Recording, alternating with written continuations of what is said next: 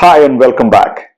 My name is Hari and I run this channel called Ideation Unplugged, where I share stories on ideation and product building for aspiring entrepreneurs, ideators, whoever it may be. If you haven't still subscribed, I highly request you to go ahead and subscribe to my channel and motivate me to do more and more videos like this. Today's topic is one of the most asked questions. How do I become an ideator? One of the most important aspects of becoming an ideator is to understand how you think and make amendments of the process you go through while bringing out ideas to life. There are various ways. I'll talk about 10 of them today. And before that, I will start with my journey of how I came up with the product, what I do, and what services today I offer as a fractional CTO and product strategist. So let's begin. Since my college days, I wanted to become an entrepreneur. I didn't know what entrepreneurship is, how to start a company. I had no idea. But something was burning within me and I wanted to do something different. So in college, I tried, a friend of mine suggested, why don't you sell computer peripherals? It'll be a business kind of stuff. So I put myself out, printed some visiting cards, and wherever I went, I said, if you need any printer cartridges or anything, please do give me a call. I did this for a couple of months. So whenever somebody called, I just borrowed money from my mom, went and purchased that and went and delivered it. And that's about it. Made a few bucks around that idea. But it's not a sustainable business, point number one. Point number two, that's not what I wanted to do. I was just hungry to do something different. Post-college, moved to get a job, and even during that time, I was wanting to do something different, but as you know, we have to do a job, and I need to earn my money to make a career and a living and all the stuff. It continued. However, those energies, I channelized them to contribute to open source projects. So there also I learned a lot of things, and that shaped my entire career. Even in my job, I did various roles, from a developer to a tester to a sales guy to a pre-sales guy to a consulting guy. I did quite a few of them before I finally decided to jump into the bandwagon of becoming an entrepreneur. In 2016, when I wanted to start, I had an idea in health tech because that's my predominant background, but quickly realized that I'll need a lot of money. And I was looking at what to do next. During this time, 2016-17, the co-working space was a very big aspect, and it was becoming pretty big in market like India and across the globe, with WeWork making all the rounds and all that stuff. I was working out of a co-working space, and that manager and I used to converse a lot during coffee time, chai time, any break we had, of what would be the next in technology and all these things. That's when he suggested, Hari, why don't you start looking at building a platform for managing a co-working space? The market is big, and it'll help a lot of people to manage their space without looking at a lot of things. The idea struck me. Then I looked at all what they do in the space itself and decided we'll build it, and I started building it on my own. A friend of mine was helping with a little bit of development effort. We started building and we started selling. I had about 2 clients who were paying small, I will not call them small, medium, large kind of an organization. And I quickly realized that even though co-working is going to go big, but people using the software for $100 or even less is very, very difficult sell. That didn't deter me, but I was looking at who are the other players. There was no competition. The two global companies were not in India, and not many people were venturing in this space. So that's how I was building it, and I said, no, this is not going to make me make my living, so I have to find something different. And because I was working with co-working spaces, I had an opportunity to understand how commercial real estate operates, because there were few metrics which the co-working spaces wanted for them to do their profit loss analysis statement, because these spaces were operating out of commercial real estates. So that's how I started understanding commercial real estate. But there was nothing pulling me to do something in that space. Went for a conference in Sydney in co-working, and there, by a chance interaction with a real estate developer, understood what they look for technology in their spaces and how they're using it in those times, which is 2018-19. And there, that was the eureka moment. I said, this kind of problem, if I can address in India, then it will be a very different market altogether. Came back, and then I was scouting for a client who can understand and give me the first sign up so that I can start building it. After building co-working software, I realized that it'll be much more easier if I have a signed client rather than me trying to build something and then sell.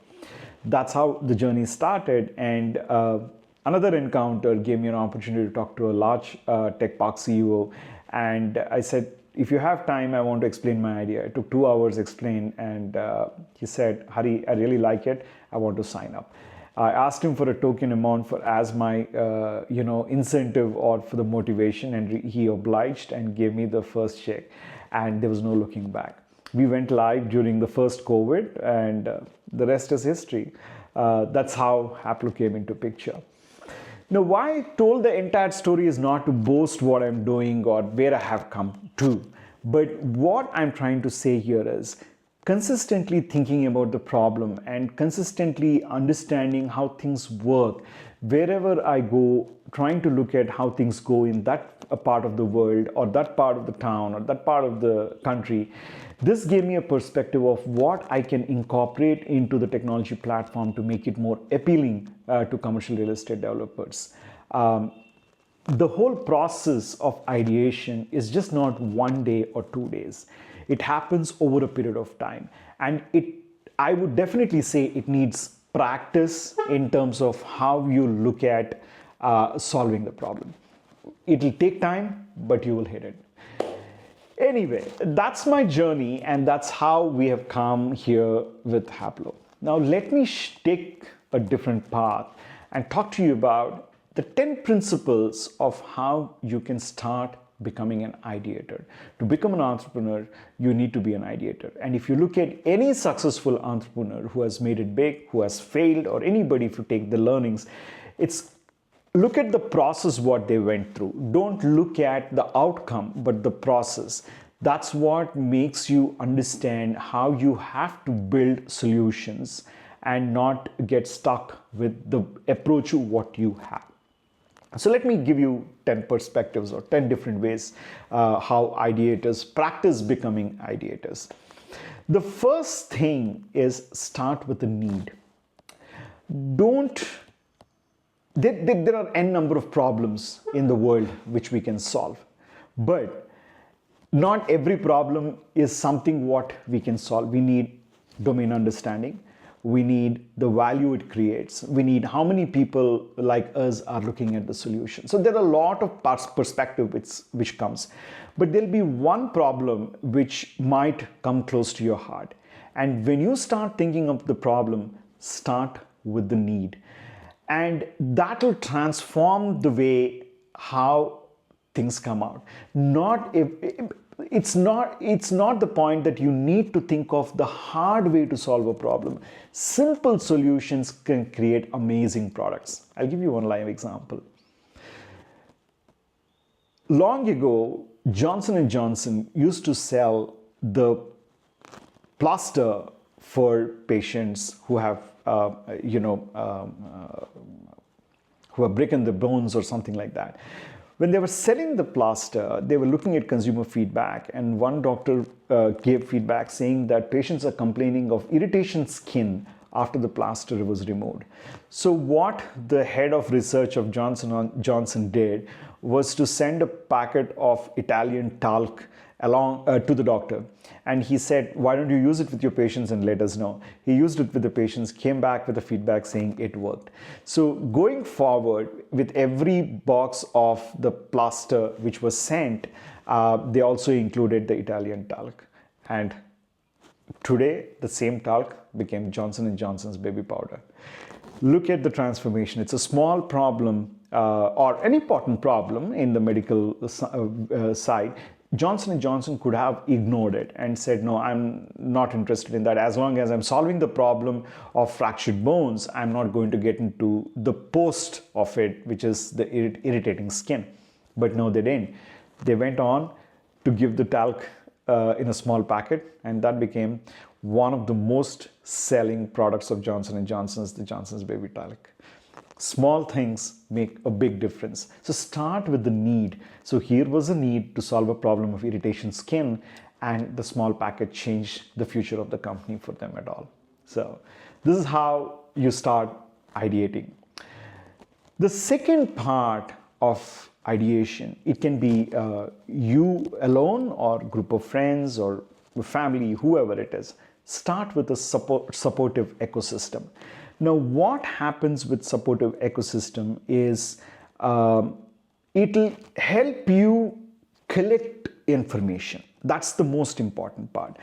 Let me give you an example of myself. When I say create a supportive ecosystem, when I get ideas in most different situations, like most of us, right? No ideas come when you're sitting and reading a book or sitting at your computer or reading or doing something. It comes in the most unexpected times. So most of my ideas come when I'm driving, having a beer, catching up with friends or whatever.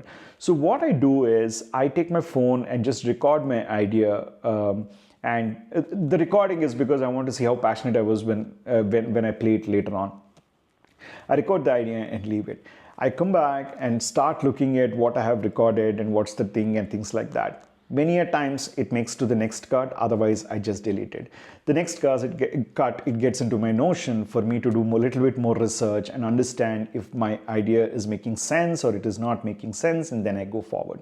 For instance, these YouTube videos came out of that. If you look at my channel, go back 5 years, I started doing something on co-working software, what is co-working, how to set up and all this stuff.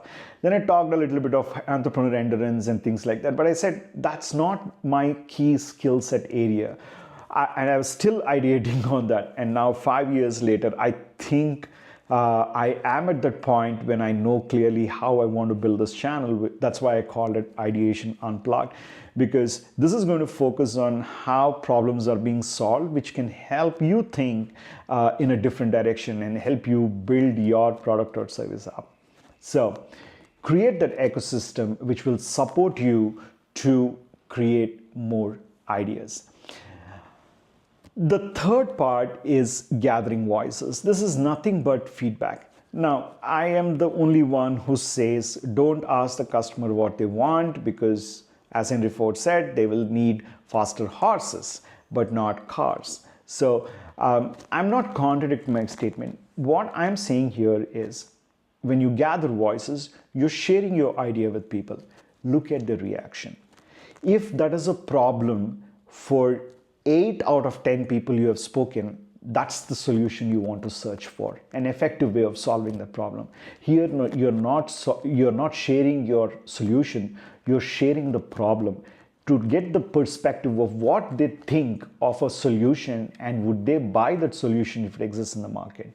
If 8 out of 10 people say it, then you should seriously consider it to the next level of your research and start looking at how you can build an affordable solution, right? So that's where I'm saying creating the supportive ecosystem for yourself becomes very important. The fourth one is finding your head. Now, what I mean by finding your head is look at how you can use your ideation methodologies and solutions to create a better solution to the problem what you have enlisted. I'll give you my way. So I'm passionate about solving problems. So one of the things what inspires me or I get very attracted to is the National Geographic series on air crash investigations. I know it's a very sensitive aspect, and it also frightens me whenever I see these videos to fly. But if you have watched any episode of these air crash investigation, it's amazing. They are 50 minutes episodes, and what I like in them is the approach they take. In the unknown territory, the accident happens somewhere in the forest or a hilly region, how the team gathers evidence and how the team spends days, months, years. I mean, in few cases, the solutions are not even there even after 10 years. How they spend time and effort and money in collecting evidence and connecting the pieces together to understand what exactly happened. So if you see the video starts with what happened, and the video ends with the last 2-3 minutes ends with how it actually started and how it ended. How did the accident happen? It amazes me. So whenever I look at a problem, I try to go so much in detail to understand if I can do it any more better. So that's where I'm saying find your head means find your inspiration to solve the problem, because identifying the solution is not easy, and looking at how various things are solved, most critical things are solved, might give you an insight into how you can solve the problem. The fifth aspect is asking the stupidest of the questions you can ever have. Now, when I say stupidest questions, it might not make sense to you as an ideator or somebody who's looking at, building solutions, but it does help. I'll give you an example. As we all know, Switzerland is famous, world famous for the most beautiful watches they produce. The Rolexes, the Omegas, everything come out of there. Whatever we wear as a high-end luxury piece is coming out of Switzerland. There's one person who questioned it otherwise. Why not build affordable and quality watches from Switzerland? There was a lot of hue and cry around him. They said, no, it is not going to work, because the country itself is very famous for the strong brands what we create in watches and the Swiss engineering which goes into watches. But he didn't give up. He moved on and he created a company called Swatch. It grew so big today that even Omega partners with them to bring out the most affordable Omega to its consumers. The most stupidest question, why don't I build a cost-effective but quality watch out of Switzerland? Changed the whole watch industry's map. Now Switzerland produces the most quality, cost-effective and quality high-end watches in the world. It became a one place where everything is born and their country is known for. So no question is simple, so keep asking stupid questions. The next one is encouraging wild ideas in your team, or I would rather put this for your team. If you have a team, ask the most wildest questions. I'll give you a classic example which will make us understand the importance of this question. When Sony was going through the transformation from tape recorder, one of the biggest challenges for the CEO is to bring down the size of the tape recorder. He was going back to the drawing table, told the engineers, I wanted the size of the tape recorder cassette itself, but it's a long process. So they were brainstorming, breaking their heads to bring out something. And finally they came out with the most stupidest idea: to kick the speaker out of the cassette player itself. Without the speaker, you can't hear anything. And that's what paved way for headphones. So many a times we might not think different, but when you start going in the wildest of your directions, things will automatically change to a different way. So if Sony didn't think that day to kick out the speaker, the person who was working on that project did not think of kicking out the speaker, I don't think headphones would have become so small with that fit into our ear today. That's a different story altogether. But that's how revolutions happen. That's how new ideas can change the trajectory of the future course of innovations. The seventh one is keeping an idea log. Whatever suits you. For me, my phone suits me. For few people, a notebook suits. For few people, something else works. Whatever it is, keep a log of your ideas, because you don't know what idea will play a role at what point of time in your life. Pretty much till date, I have most of my ideas which are recorded. As I said, when I review them, if I don't find it practical, I just kick them out. But otherwise, predominantly, I have them written down somewhere or recorded on my phone somewhere, whatever it is. So keep a log of all your ideas, because you might connect them at a later stage in your life. Quality versus quantity. Now, one of the biggest questions is, should I focus on quality? Should I focus on quantity? In manufacturing, if you're selling a product like a water bottle, quality matters, even quantity matters. Quantity matters, even quality matters. But still, quantities are here what makes a big dent. But most importantly, the quality matters. And how do you get to quality is the next question. You have to iterate the idea quite a few times to get to the level of the quality you want to offer. I'll give you an example. Picasso used to spend hours together on 1,000 paintings or 100 paintings. He never worked on a painting for a long time, whereas other artists used to spend a lot of time on the same painting, thinking how to bring out their ideas into life. But whereas Picasso used to do scribblings, used to do small paintings and all that stuff throughout his life, and the outcome is quality. He did so many small paintings that he could bring out the best versions, and Picasso paintings, as we know, are the epitome of painting in the world today. So you have to bring out a lot of quantity to bring out the best quantity. Remember that. The ninth part, what I wanted to talk was about using your friends and family as your buddies to bounce off your solutions. Now, this plays a very important role, and in the recent times, the best examples I can give are Google and 3M and companies like this, who allow team members to go ahead and work on their personal projects during the week for 5-10% of the time. And many a times you get best ideas out of that. I don't need to give this example, but the post-it what we use today is an example of an outcome of one of the 10% personal productivity. So use the buddy system to share your ideas with people, see what they think, how they think, and how you can incorporate those thoughts into your idea. The last one, which I can think of, is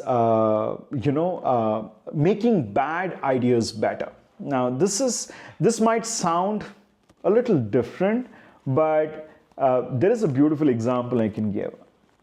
If you remember, Palm was one of the first companies which bought out a handheld device.